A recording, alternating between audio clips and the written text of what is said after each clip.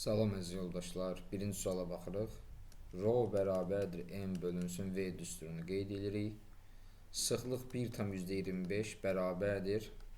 Qazın kütləsini bilmirik. Həzm 22,4 litr. Buradan m-i hesablasaq 28 alacağıq. 7 qramında atomların ümumi sayı A, 28 qramda bu birləşmədə atomların ümumi sayı 2. A bərabərdir 0,5. Doğru cavab D variantı. Növbəti suala baxırıq. 32-ci sualda x və y arasında reaksiya daxil olur. X üstəyənsin y və alınır x, y2 birləşməsi. Daha sonra eyni kütlədə götürülmüş başlanğıc maddələri kütlə nisbətləri 1/2 kimidir. Yəni x kütləsini 1, y-i 2 qəbul edəsək, onda məhsulun kütləsi 3 olacaq. Eyni kütlədə başlanğıc maddələri götürəndə görürük ki, 1 qram x-dən artıq qalır. 1 qram x-dən artıq qalanda 3 qram məhsul əmələ gəlir. 14 qram x artıq qalarsa, əmələ gələn x, y2-nin kütləsini hesablayın və tapırıq 42. Doğru cavab A variantı. 33-cü sual. Qaz qarışığımızda metan və hidrogen qazları var. Lakin A mol metan, B mol hidrogen qəbul edirik. Ümumi atomların sayı 5A metandadır, 2B hidrogendədir və onların cəmi x-ə bərabərdir. Protonların sayı metanda cəmi 10A sayda proton var, hidrogende də 2B sayda proton var. Onun da cəmini bərabər edirik şərtdə verilən 1,5 x-ə. X-in yerinə baxın bu ifadəni gətirib qoyuruq. 10A üstəyənsin 2B bərabərdir 1,5 vurulsun 5A üstəyənsin 2B. 10A üstəyənsin 2B bərabərdir 1,5'i 5A'ya vuranda 7,5A üstəyənsin 3B. 2,5A bərabərdir B. Deməli, hidrogenin molu B idi. B-ni silsək, yəni B bərabərdir 2,5A-ya. Qaz qarışığın hidrogenə görə nisbi sıxlığını hesablayın deyir. Əvvəlcə qaz qarışığın orta molyar kütləsini hesablamalıyıq. Yəni, metanın molyar kütləsi 16, molu da A-da. Yəni, N1N1 düsturuna əsasən 16A üstəyənsin hidrogenin molu 2,5A-dır, vururam onun emirinə, bölürəm molların cəminə. Yəni, A üstəyənsin 2,5A, 3,5A-ya bərabərdir. Orta molyar kütləni hesablayıram, edir 6. Hidrogenə görə nisbi sıxlığını hesablayın deyirsə, DH2 bərabərdir M ortanın qiymətini bölürəm hidrogenin molekul kütləsinə, edir 3 qram. Doğru cavab D variantı. Növbəti sual.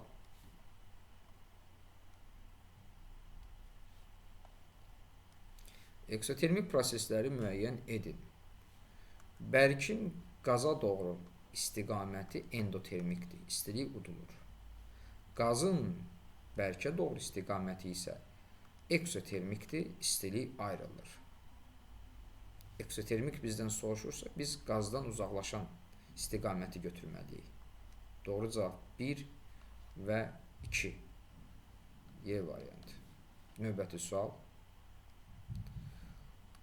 Dəm qazı molekulunda donor atomunun rabitə əmələ gətirən elektronların miqdarını istəyir.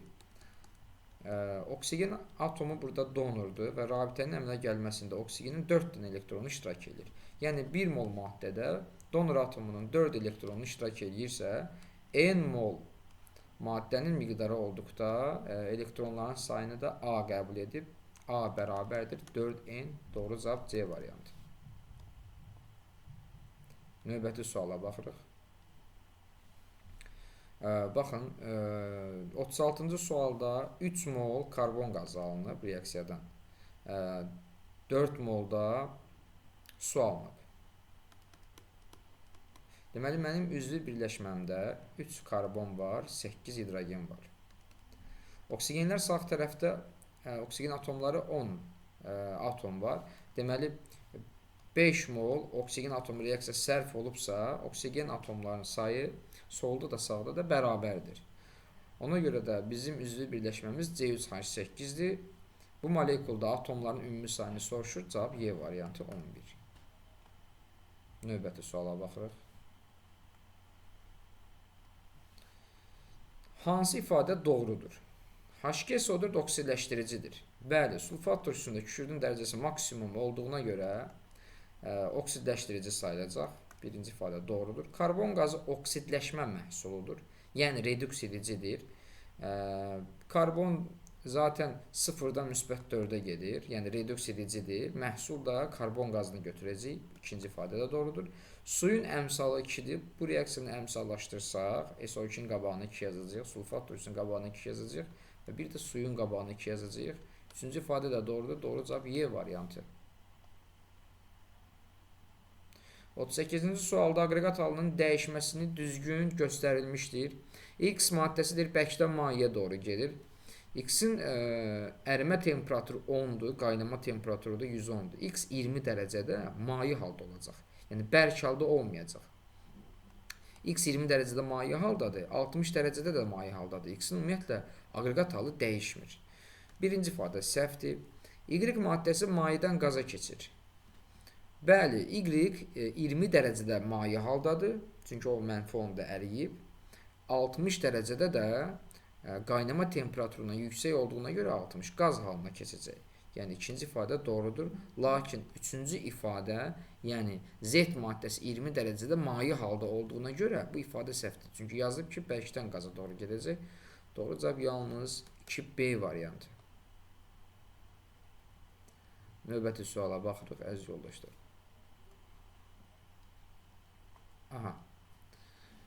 Tənliyi qeyd edirik. Azot üstənəsinin 3 mol hidrogen alınır 2NH3.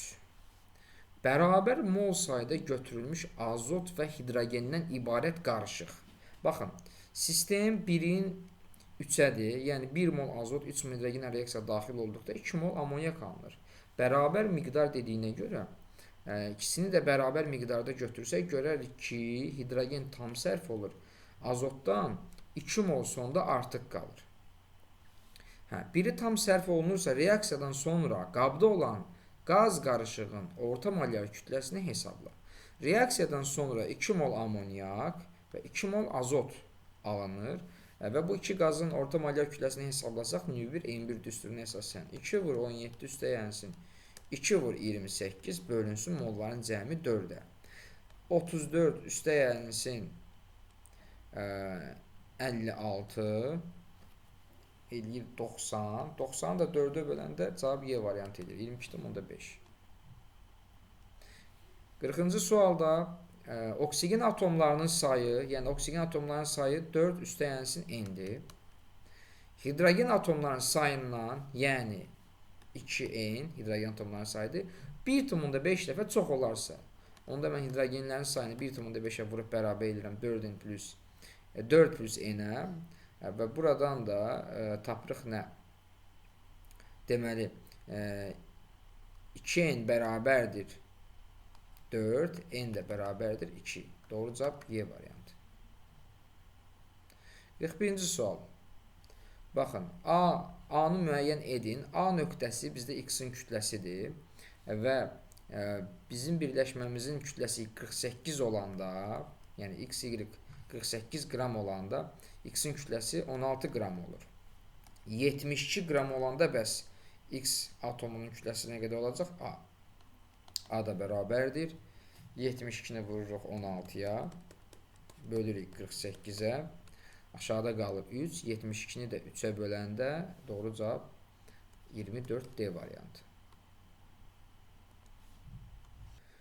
42-ci sualda X təsirsiz qaz olarsa, Y və Z-in əmələ gətirdiyi birləşmənin 1 molunda olan proton atomlarının sayını, protonların mol sayını hesablayın. X təsirsiz qazdırsa, artıq Y-in və Z-in qrupları müəyyən olur.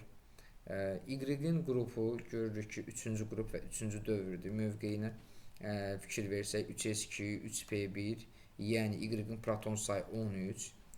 Z-in qrupu 6 və 3-cü dövrdə yerləşir. Deməli, 3s2, 3p4 Z atomunun elektron quruluşudur. Əvvəlləri də qeyd eləsək, proton sayı 16 olacaq. Birləşmə necə olacaq? Y-in valenti 3-dür. Çünki birinci, ikinci, üçüncü qrupda yerləşənlərin valenti qrupun nömrəsinə bərabərdir. Z-in valenti də, yəni 6-cı qrupdakı elementin valenti tək qalmış elektronların sayınadır.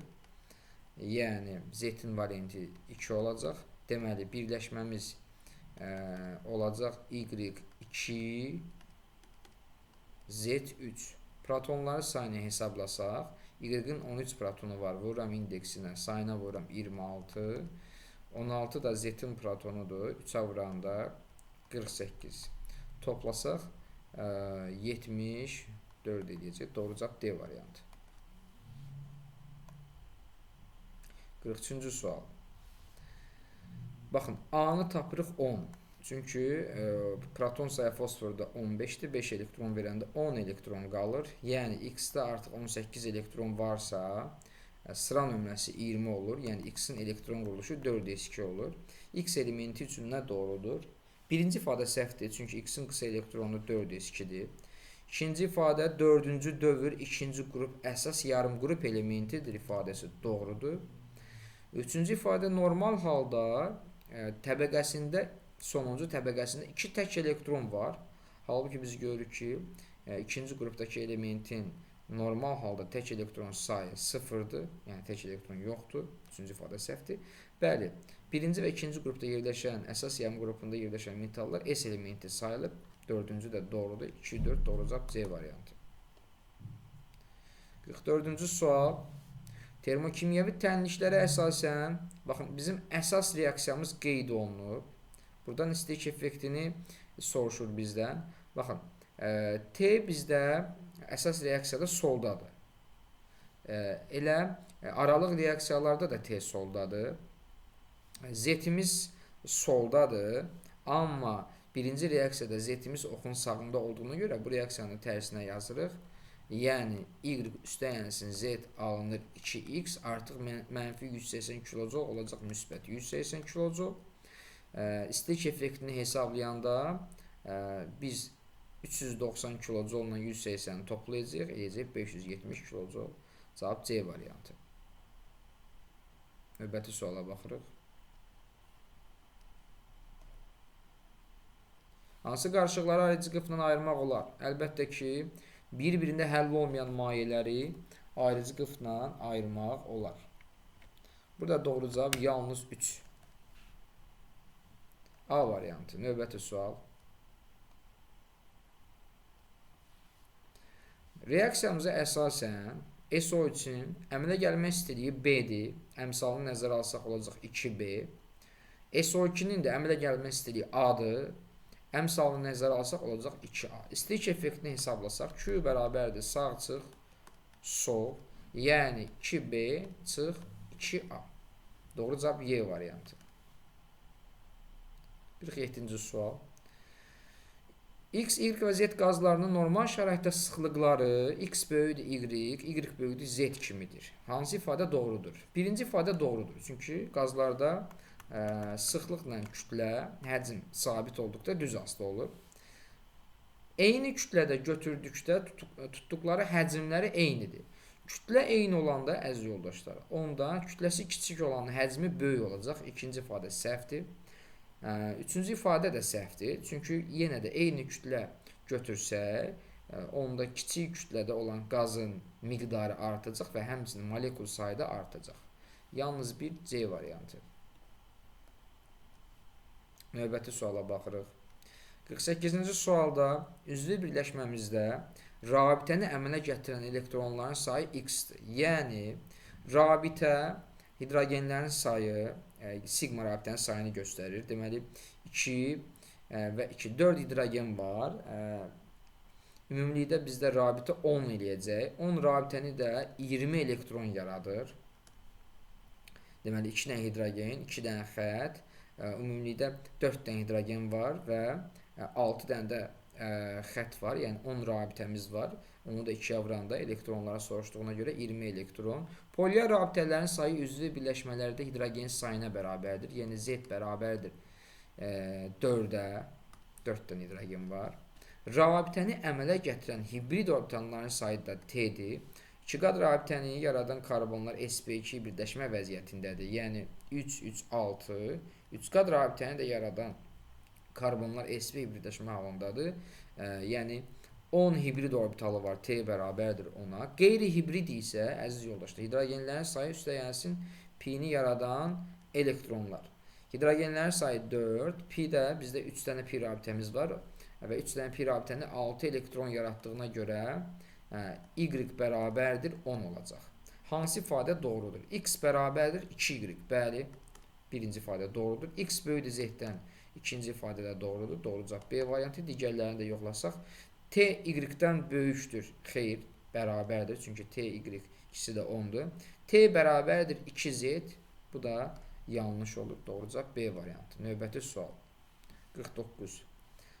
Amoniakda mərkəzi atomun, yəni azotun hibridləşmə vəziyyəti sp3-dür. Yəni 4 hibrid orbitalından 3-ü rabitə yaradıb. Ona görə də A bərabərdir 3. Karbon qazında mərkəzi atomun hibridləşmə vəziyyəti sp və hibrid orbitalların sayı 2-dir. Yəni B bərabərdir 2. A çıxı B fərqini bizdən istəyir. Doğru cavab C variantı. Növbəti suala baxırıq.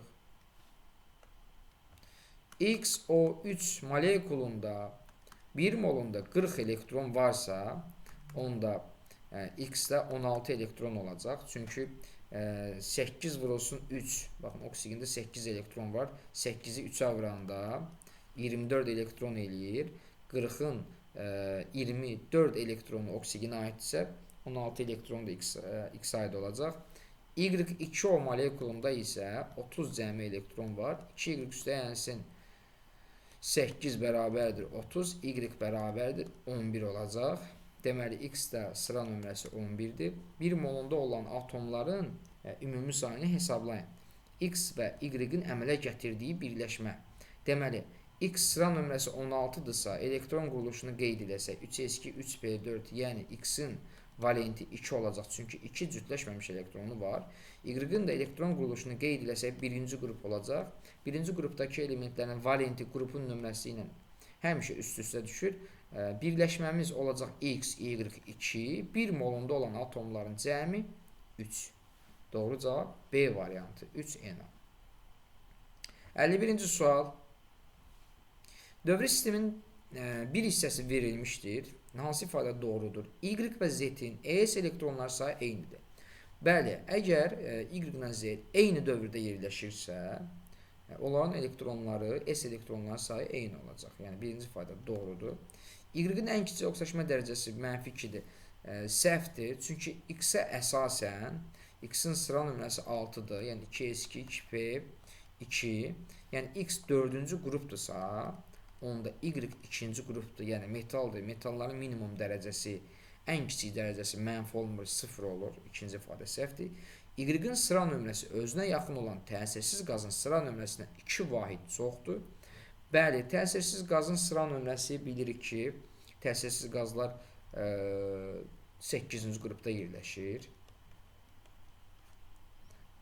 Y-in Mendeleyev cədvəldə mövqeyi görürük ki, 3-cü dövr 2-ci qrupdur.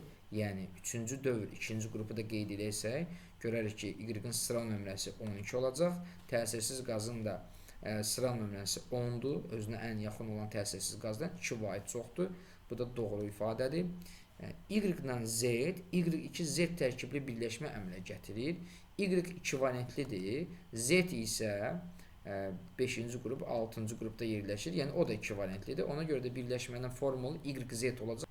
Deməli, 51-ci sualda doğru cavab Y variantı. 52-ci suala baxırıq. Ferium S2-nin kütləsi 120-dir. 56 üstəyənsin 64. Reaksiyada 4 mol götürülüb. Deməli, 4 vurulsun 120 reaksiya daxil olur ferium S2 və ferium 2O3-ün kütləsi dəmir 56, oksigen də 16 vur 3, 48 toplayanda 112 ilə 48 toplayanda 160 eləyir. 2-yə vuranda 320. Deməli, 480 ferium S2 reaksiya daxil olub 480 qram. Ferim 2O3-dəki alınıb 320 qram.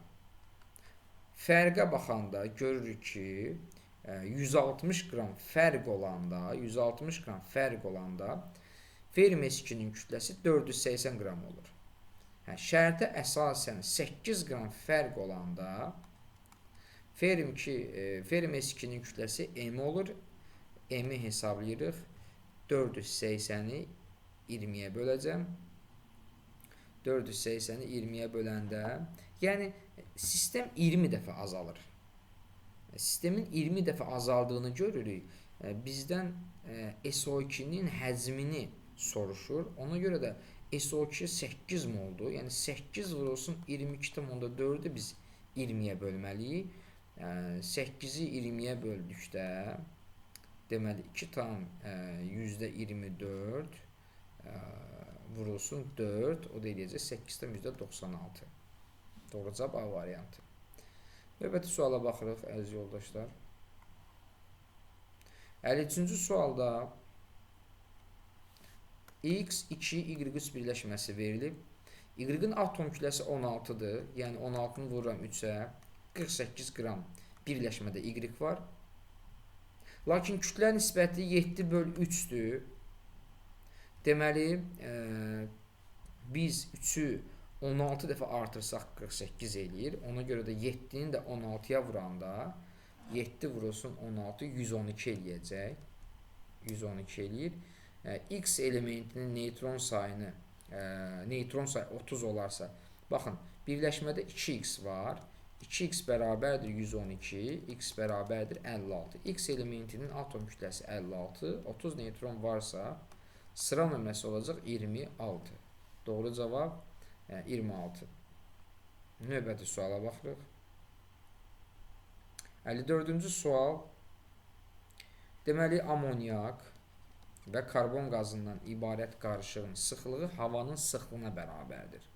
Oksigen atomlarının sayı ümumi atomların sayından neçə dəfə azdır? Baxın, havanın sıxlığı 29. 29 bərabərdir. Amonyakın molunu X, karbon qazının da molunu Y qəbul eləsək, deməli, 17x üstə gəlinsin 44y bölünsün x plus y. 17x üstə gəlinsin 44y bərabərdir 29. X üstə gəlinsin 29, x üstə gəlinsin 29y. X'ləri bir tərəfə keçirsək 12x bərabərdir 44y-dan 29y çıxanda deməli 15y eləyəcək. 3-ə bölsək 4x bərabərdir 5y, yəni x tapırıq 5, y-də 4 tapırıq. Oksigen atomların sayı x 5-dirsə və karbon qazının da molu 4-dürsə, qarışıqda görürük ki, oksigenlərin sayı, yəni oksigen atomların sayı 8 edir, 4-ü vurdum 2-yə. Ümumi atomlar isə 4 amonyakdadır, 5 mol var, 5-ə vuranda 20 amonyakda atom var. 12 də karbon qazında atom var, yəni 32 ümumi atom var. Və görürük ki, 4 dəfə oksigen atomlarının sayı ümumi atomların sayından azdır. Cavab 4. Növbəti sual, 55-ci sual. Sıra nömrəsi 16 olan X elementə aid olmayan ifadələri müəyyən edin. Ümumiyyətlə, sıra nömrəsi 16 olan element 6-cı qrupda yerləşir. Daha dəqiq desək kükürtdür, 3-cü dövr elementidir. Baş oksidi XO3 olacaq. Çünki qrupu 6-dırsa, valenti 6 eləməlidir. Baş oksidinin 1 molunda 3 atom var, səhvdir. 4 atom var. Yəni, birinci ifadə səhvdir. Doğru olmayan deyirsə, yəni birinci ifadəni götürməliyik. Normal halda 4 ədəd cütləşməmiş elektron var, səhvdir. Çünki P-də görürük ki, 4 elektron var və orada da 2 tək elektron var. Yəni, ikinci ifadə də səhv olduğuna görə 1-2-ni götürəcəyik. Hidrogenli birləşmə XH2-dir, bəli, doğrudur və kovalent rabitə əmələ gətirir. Maksimum həyəcanlananda da deməli, P-də cüt elektron var. P P-nin biri D-yə keçəcək. Olacaq 3P3, 3D1. 2P6 da əvvəldə olduğuna görə P-də cəmi 9 elektron olur. Yəni 4-cü ifadə də doğrudur. Düzgün cavab 1-2. Növbəti sual. X-in nisbi molekul kütləsini hesablayın. Karbon, baxın sağ tərəfdə 4 dənədirsə, 4 atom varsa, bizim birləşməmizdə karbonun sayı 2 olacaq. Çünki əmsalı 2-dir. 2-ni nəzərə alanda bərabərləşir. Hidrogen də 12-dirsə, deməli bizim birləşməmizdə hidrogen atomlarının sayı 6 olacaq. Və nisbi molekul kütlə 1 mola görə hesablanır.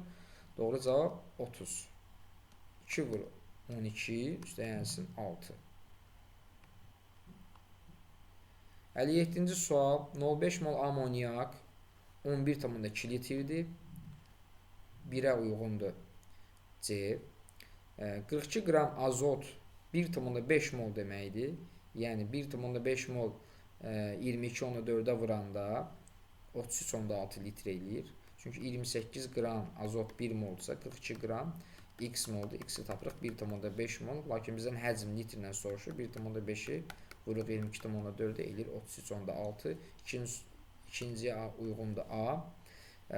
Üçüncü maddəmiz oksigendir və 12,4 vursa 10-20 sayda oksigen molekulu bu 2 mol deməkdir. O da 44,8 litrdir. Yəni 3-ə də uyğundur D. Gəlirik situasiyaya. Situasiyaya baxaq. Dövrü sistemindən fraqment verilib. X halogendir. X ikinci dövrdə yerləşir və halogenlər 7-ci qrup elementidir. 7-ci qrupun əsas yarım qrupunda yerləşən elementlər halogen sayılır.